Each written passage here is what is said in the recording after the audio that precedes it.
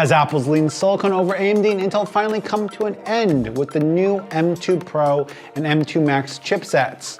Not really. Apple just released the new MacBook Pro for 2023, and a lot of people are disappointed.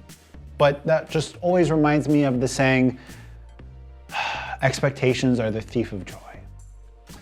The reality is that these new M2 based chips are incremental at best. We don't see any new types of architecture nor a reduction in node size. It's just Apple adding cores, which is precisely how they get such round performance gain numbers like 20 to 30%. Because in effect, they are adding an extra 20 to 30% more cores. The big upgrade that we have been waiting to see is an improvement in node size, and it's just not here yet. With the supercharged building blocks of M2 and scaled up its architecture to deliver the powerful M2 Pro. Built using the second generation 5nm process, M2 Pro packs 40 billion transistors. So if you have one of the current generation MacBook Pros, like that, upgrading to one of the new M2 Pro or M2 Max devices isn't going to feel like that much of an upgrade. But if you were in a situation like I was in prior to getting this MacBook Pro M1 Pro, which is my wife's computer, and you had just a Mac Mini M1, one of the normal ones, then getting a new M2 Pro or M2 Max device might feel like a little bit more substantial of an upgrade. But that's more to do with the increase in GPU horsepower. In general, the main difference that we've seen with Apple delineating the Pro, the Max, and the Ultra series of chipsets is for these substantial jumps in GPU cores.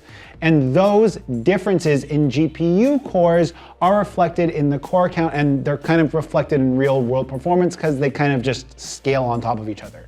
They add 20% more GPU cores, you're gonna get approximately 20% better GPU performance. The M2 Pro and M2 Max MacBook Pros do take external display support a bit further with an upgrade from HDMI 2.0 to HDMI 2.1, and that port now supports up to 8K at 60 Hertz, and that port also now allows for multi-channel audio output, which is something that streamers might take advantage of, being able to have the multi-channel audio for better live streaming support, depending upon if you're plugging in your camera directly into your, no, that wouldn't make sense. I have no reason why Apple would do this.